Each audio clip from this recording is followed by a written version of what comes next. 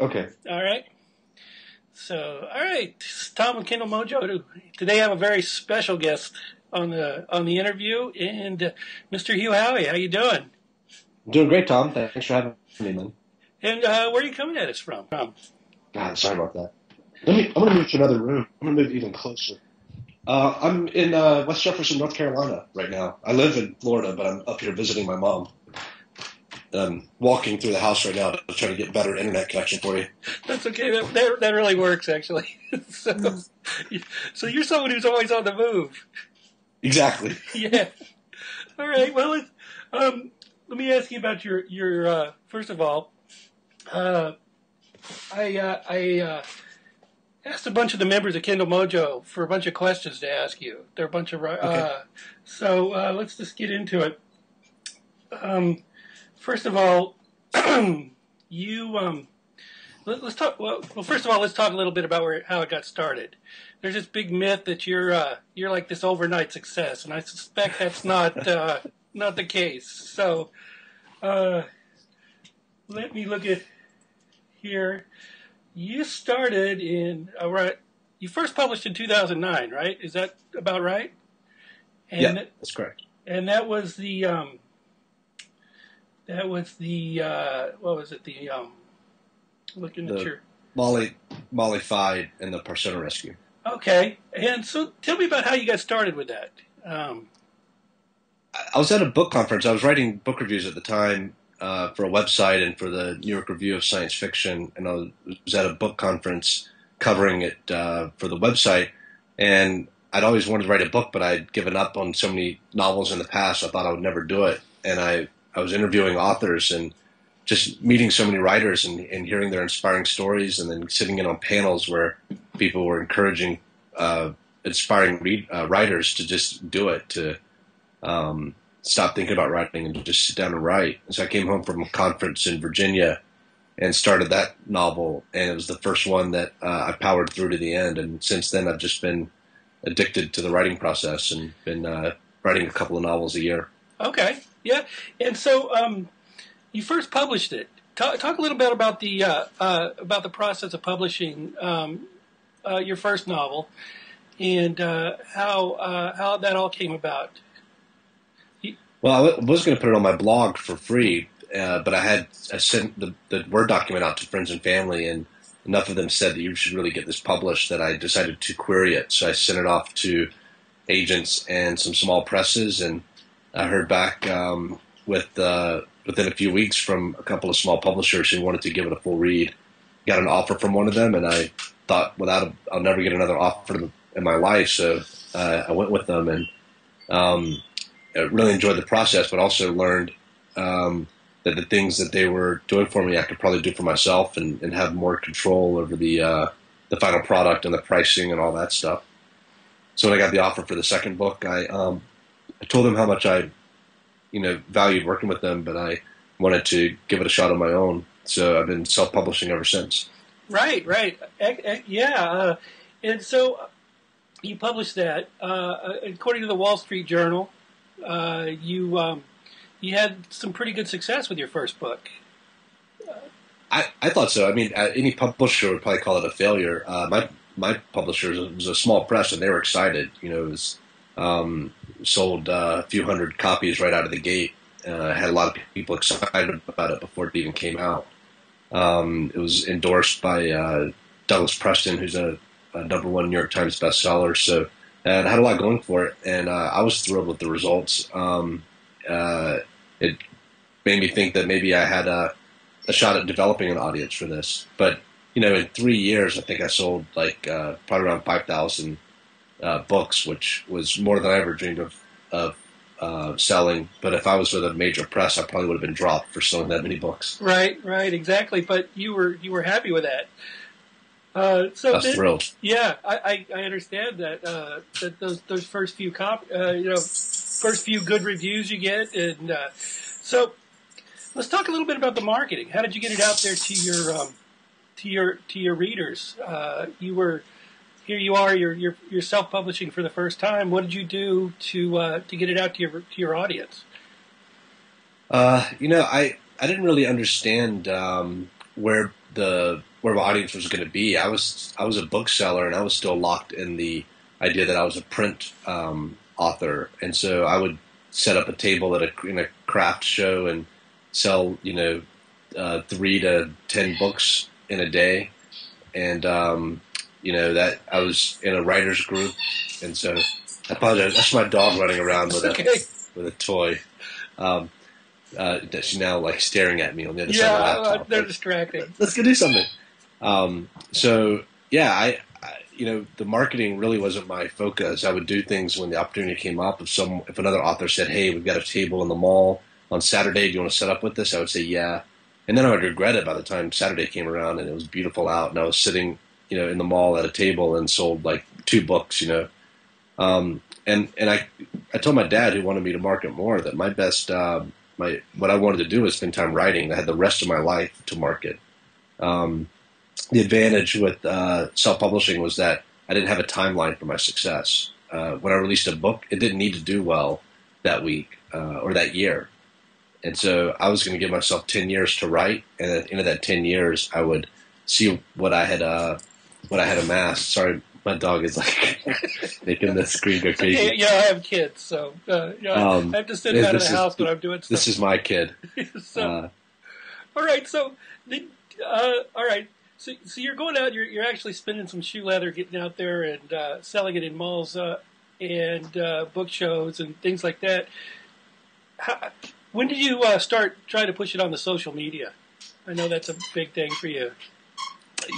I still don't think social media is a good way for authors to sell their books to new readers. I think it comes across as pushy, and I think it's difficult for authors, at least myself and a lot of authors I know. It's difficult for us to go on and ask people to buy our books. The way I've used social media is to just inform the people who already care about my writing career about what's going on with it.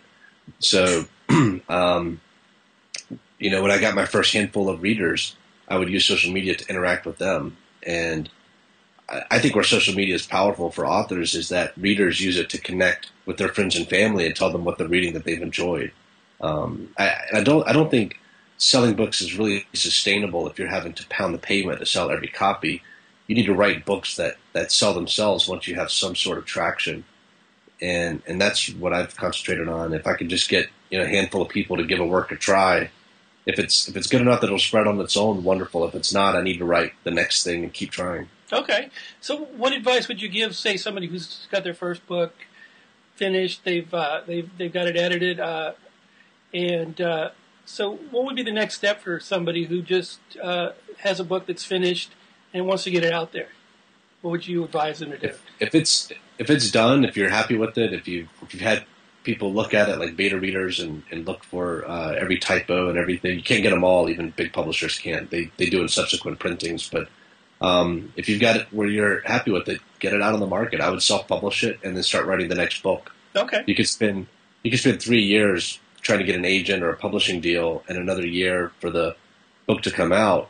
Or in that time, you could write 5 or 6 more novels. And I don't believe the idea that it takes 10 years to write a great novel. I mean, some of my favorite books were written in very short periods of time. I think Frankenstein, one of my favorite science fiction works, Mary Shelley wrote that in like 20 days or something. Yeah, that was a very fast. Yeah, I think if the writing is flowing and you're when I wrote Wool and all my NaNoWriMo novels, I can spend 6 to 8 hours a day writing, and I stay in the flow and I stay much more engaged with the plot, and I think the quality of the final product is much higher because of that.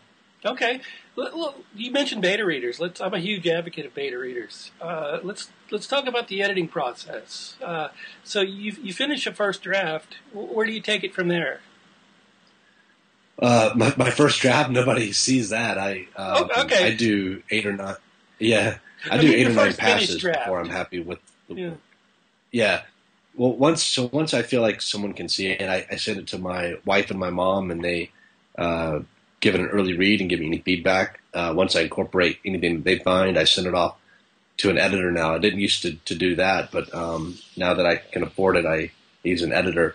Before, I was in a writing group, and we would do mutual critiques, and I would work with people online in different writing groups where you kind of do a round robin and send your works around. So there are ways to do it affordably by yourself. Once you can afford an editor, or if you're really doing it right from the beginning, I highly recommend hiring an editor. It's just a massive assist in making your work palatable. And I think that's true if you're querying to agents or if you're self-publishing. If I was starting off as an unknown, I don't have any kind of celebrity to fall back on or any publication history, I would invest in an editor before I queried to agents, because you don't want to lose that first query with the inferior work. You want to find out if there's any way I can improve this before you send it to an agent. Okay. All right. So one of the big questions they're asking me on that several people wanted me to ask you was fan fiction. How do you feel about fan fiction? I love it. I love it as a writer and a reader. It's not something that I would expect people to do for my world. I think it creates it requires quite a bit of ego to think that someone's going to want to write in your world. So when the first person approached me about writing in WOOL, I couldn't believe it. I was like, I'm not sure why you would spend your time doing that, but if you want, absolutely. And the one thing I don't like about fan fiction is that there's no way for the writers who spend a lot of time in it to make money. I was familiar with the 50 Shades of Grey success, and that they kind of had to follow the serial numbers off of that and change it up. And so I told the first few people, like, look, someone sent me one of their pieces of fan fiction. I loved it. And I was like, you shouldn't give this away. People will pay money for this. It's as good as the source material. So use KDP and self-publish it. And so people started doing that and having some success. Okay. And soon after, Amazon started the Kindle Worlds program and approached me and asked if I wanted to participate. And I was like, sure, I'm already participating. And that just made it formal, so people knew that this was an open world and they didn't have to worry about reprisal from me. And so, do you ask them to approve it first, or do you just no give them the material and send it out there? I mean, you've got a whole bunch of fan art out there. People are drawing the silo and talking about it. So you're okay with that? Absolutely. I think the people who have to decide what's okay and what's not okay is the reader. If you don't want to read the fan fiction, you don't have to. I know people who are just diving into the fan fiction and loving it. And when they ask me, okay, how do I, because all these fan fiction writers are writing different. They might be writing about a same silo, and there's different things going on in that same silo. And it's like comic books. You have to assemble your own history of Batman, because there are conflicting stories out there across all the different Batman comics, and they create like an average of what you feel like his origin is and what his personality is. And so I leave it up to the reader to curate and decide, oh, I love this story. I'm going to believe this more than I believe the original, and I think that's totally fine with me. It's communal storytelling. It's really how like the Iliad and the Odyssey were written. It's how we used to tell stories with each other and with the involvement of a community. Okay, how has that affected your work as far as like promotional stuff? Is that I've read some of the fan fiction. It's actually pretty good. Some of the Silo fan fiction, and I've gotten conflicting opinions on it on Kindle Mojo about. Some people were saying, "Oh no, my work is sacred. I would never want somebody to do that." I guess it's up to the writer then, pretty much. Yeah, the writer has to be comfortable with it. I would never pressure people to adopt my stance on piracy or my stance on DRM or my stance on fan fiction. We just have to all figure that out for ourselves and what we're comfortable with. There's no one answer to any of these questions. Right. Okay. All right. So the bottom line is you're a big fan of fan fiction then. Yeah, I'm a big fan of community, and I think I'm of the Wikipedia age where I think open source stuff and not having digital rights management and allowing the community to interact and to have a joint type of ownership of the story. I think that's all brilliant. Okay, excellent. Lisa from Kindle Mojo asked, in the beginning, what would you do differently? if you had it to do all over again, or if anything? That's hard. That's a hard question to answer. There are things that I think I might do differently, but then would I be in the same place that I am now? And this isn't just in my writing career. I think of all the mistakes I've made in the past, and I really am happy with my life, and I'm happy with who I am. I'm trying to get even better. But if you take away any of the heartbreaks or any of the things that I've done wrong, would I be the same person today? And I doubt it. So I don't know that would change anything. Though, if I was giving advice to someone else starting out today, what wisdom would I pass along? I would, I should have followed my heart and self-published to start from the very beginning. And I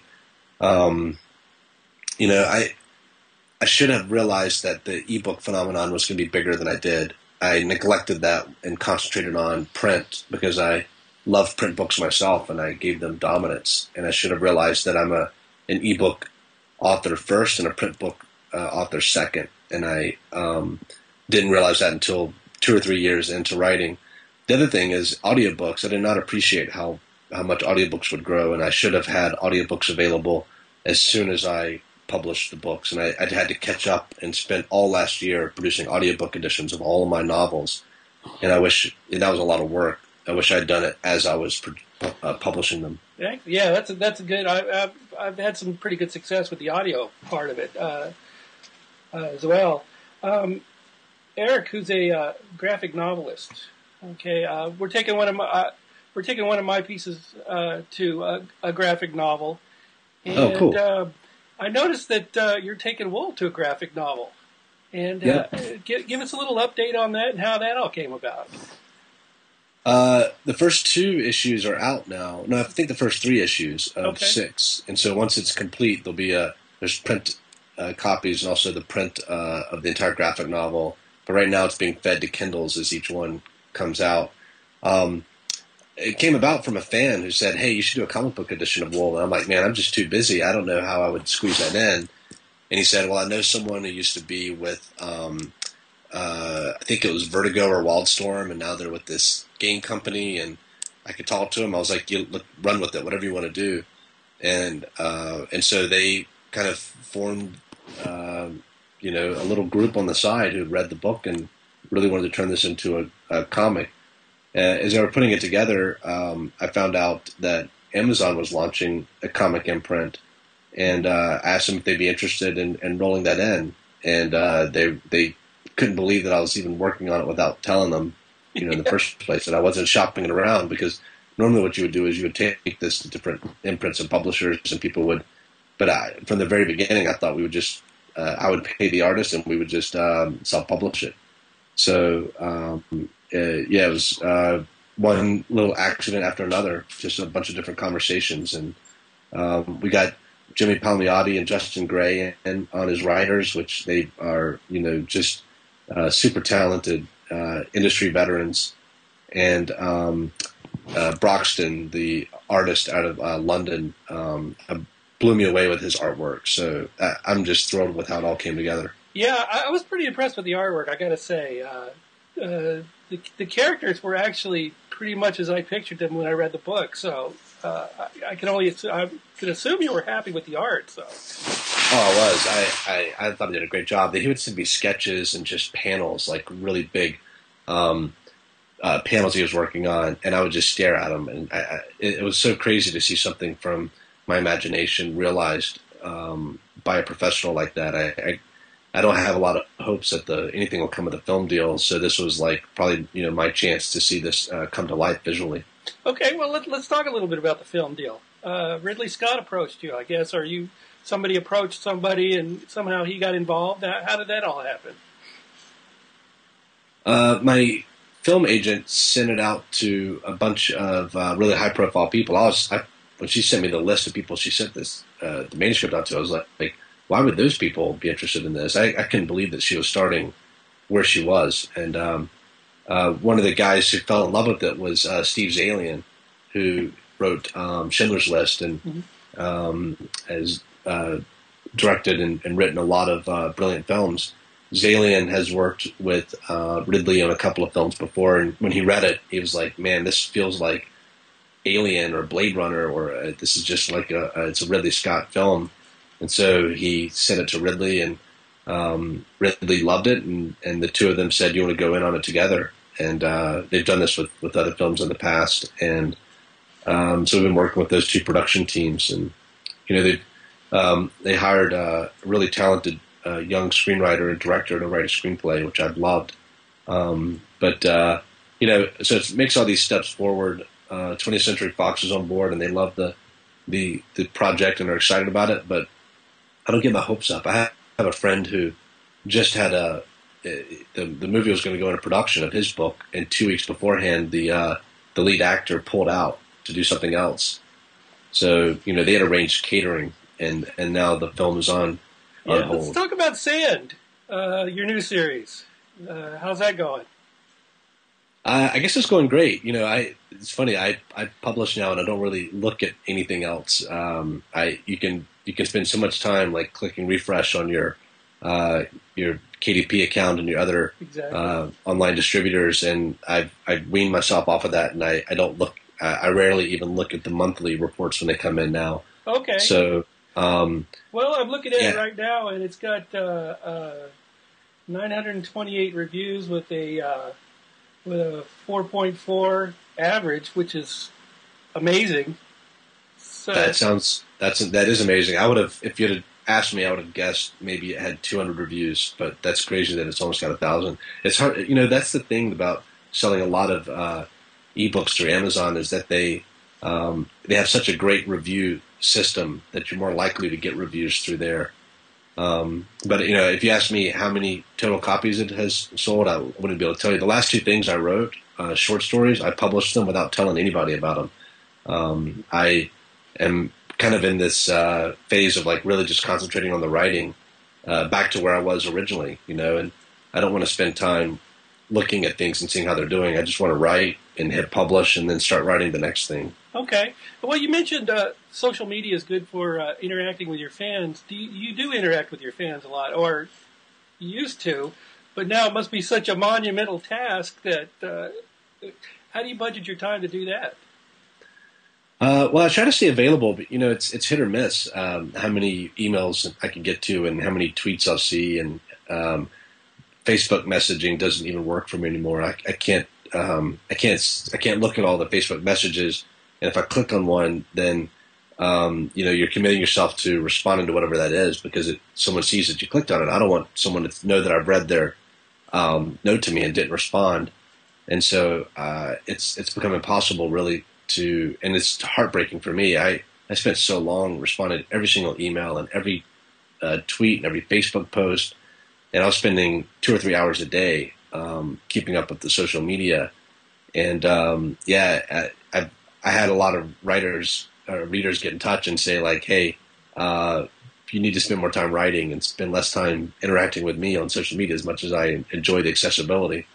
So, I kind of go through phases where this is something that's really important, and then it gets overwhelming and you realize that you're crowding out some other part of your life and you need to get that balance back. And so you concentrate on that. It's constant refinement and self-improvement. Like, I've been doing too much traveling for 2 years. So my 2015 is really wide open, where I'm trying to get a better balance with my wife and being at home more. And I have no idea what's going on. I'm not an expert in any of this. I'm figuring out as I go.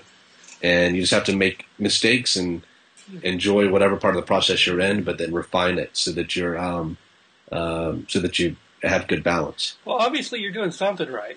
So, well, I'm happy. That's what I'm doing right. Yeah. Okay. Well, I'm enjoying this as just an adventure. And one thing that helps me is I don't really see myself as a career author. I think of myself as a reader who likes to write, and I don't attach my success or my existence to writing. It's not what I have to do in order to feel like I've lived a full life. So if no one read any of my books going forward, it wouldn't affect my happiness one bit. I would continue to write and publish, and I'm going to go on and do other things in my life and enjoy those as well. Okay. Let's talk a little bit about the when you were approached by the publishers in the what was it, a few years ago? I mean, this hasn't been a whole long span of time. When did you actually start publishing on your own? Which I'm seeing 2009, but I suspect you were doing it before that even. No, 2009 was when my first book came out. It was when I wrote my first book.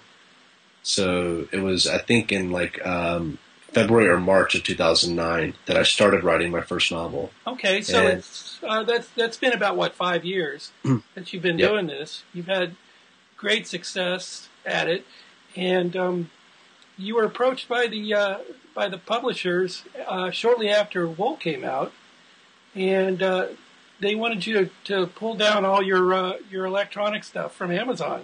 Can you talk a little bit about that? How'd you work around that problem? Yeah, that was one of the deals we had offered. Well, my agent took the book to publishers, and they were, they read it and were interested. At the time, it wasn't, the phenomenon that has become since, but it had sold enough copies and my agent loved it without even knowing, what it had done online. She read it as a reader because of a recommendation from a staff member. So we didn't really have any leverage, and we got some, traditional offers, some 5 and high 5-figure offers, and they wanted to change the name of the book. They wanted to take it off for sale and republish it a year later. So they were really treating it like a manuscript, and at this point, it had sold, 50 or 150,000 or 100,000 copies. So it had quite a following, and the momentum was only going up. I mean, it was just taking off. And so I thought it was really, strange to kind of treat this as a manuscript. But then publishers hadn't, done a lot of this, taking self-published works and amping them on their platforms. So we turned down those offers, and we did a second round later after it had become a New York Times bestseller and the Ridley Scott deal, and so it had a lot more momentum. At that point, we were getting 6-figure offers, some mid 6-figure offers, and the stipulations were less crazy, but at that point, the money wasn't a factor, and I wasn't influenced by that. So we were asking for, why don't you do a print deal and leave us the digital? And they were like, that'll never happen. But it has happened, right? Yeah, another 4 months went by, and the book was just still going up and up. And so that's when we were getting 7-figure offers, and we still said no. Like, we are enjoying this, and we'd love to do a different kind of deal. And, finally Simon & Schuster stepped up to the plate and offered us a really innovative deal, the one we've been looking for. And so we signed that.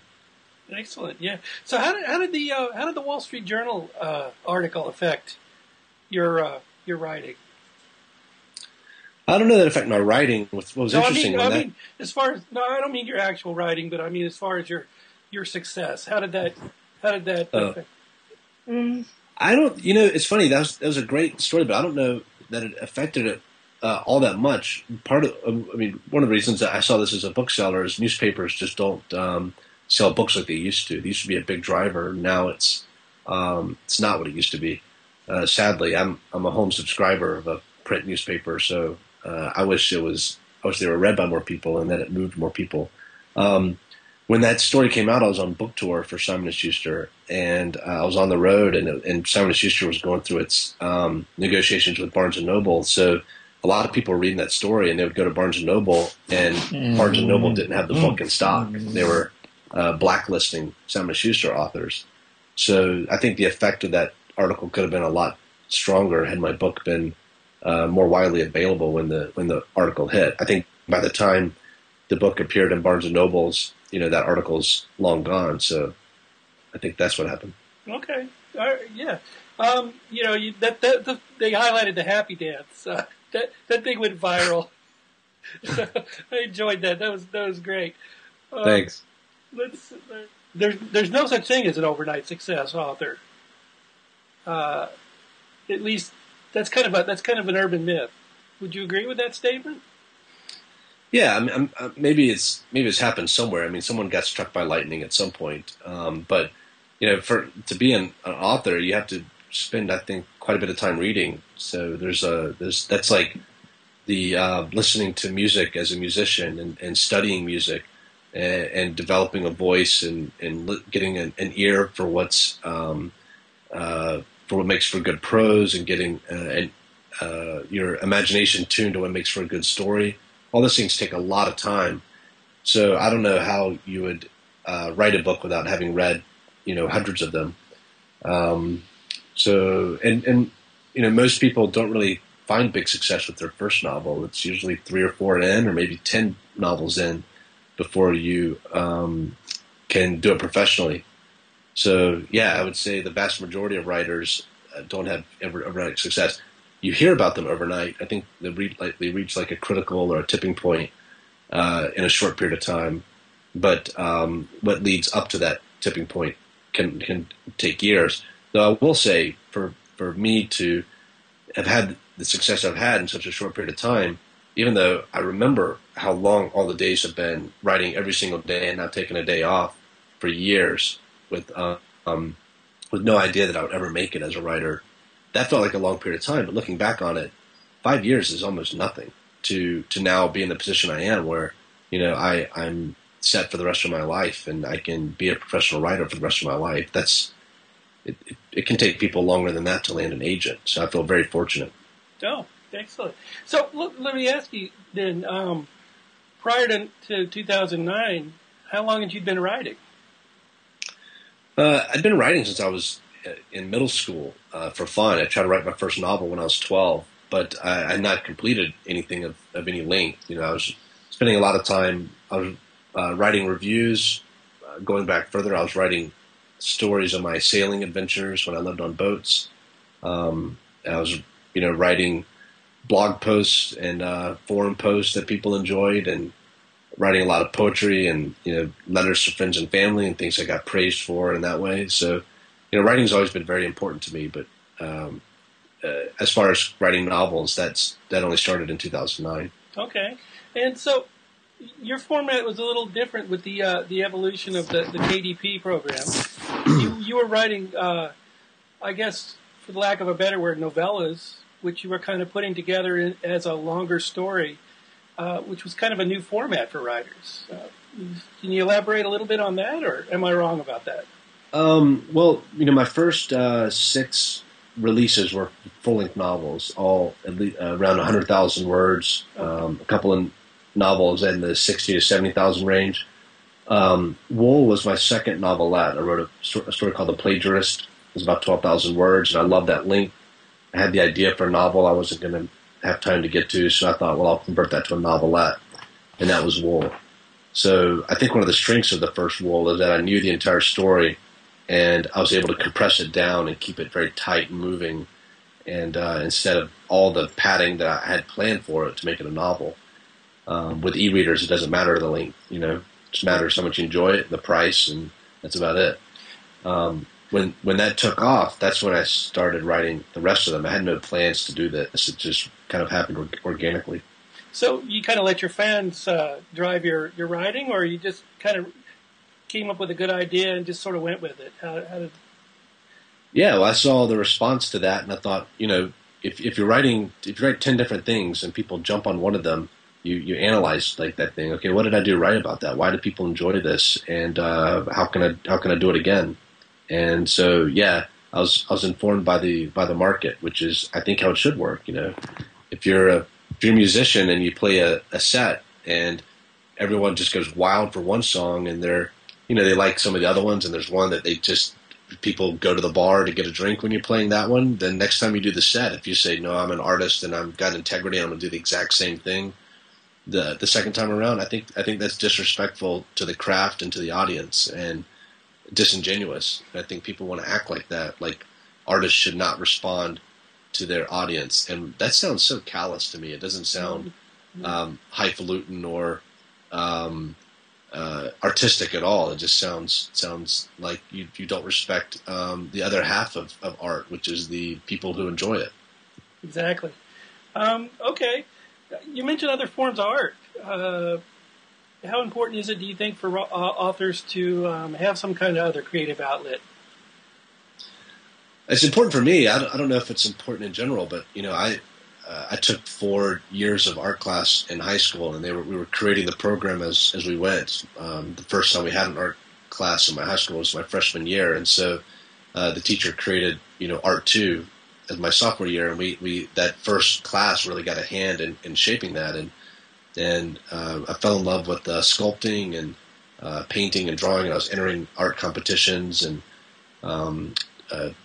really dreamed of going to art school and being an artist.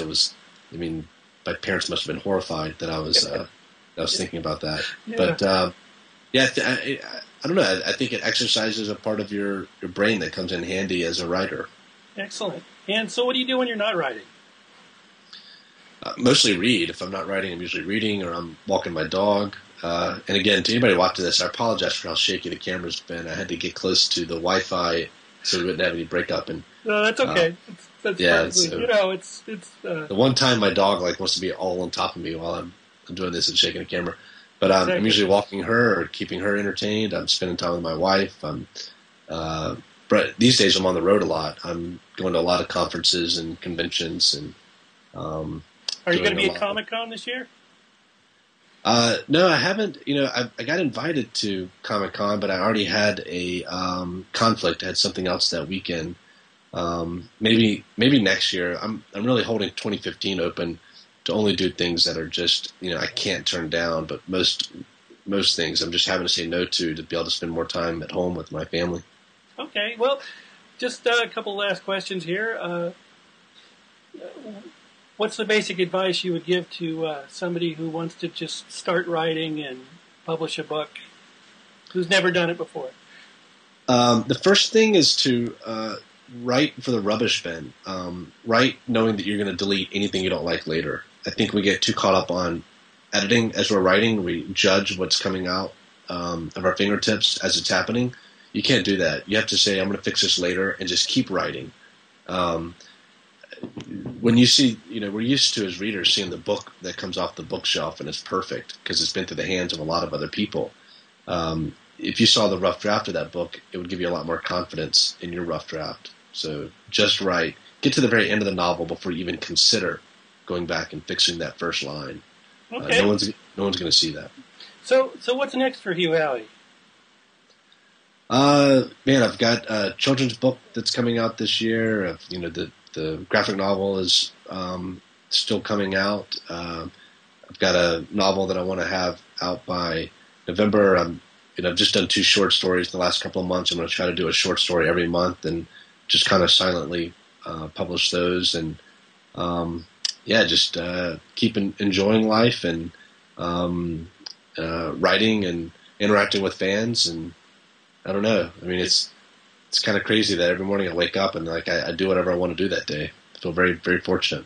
It's a good place to be. It is. Well, I sure appreciate you taking time out of your busy schedule to be with me today. Thank you, Tom. I appreciate it.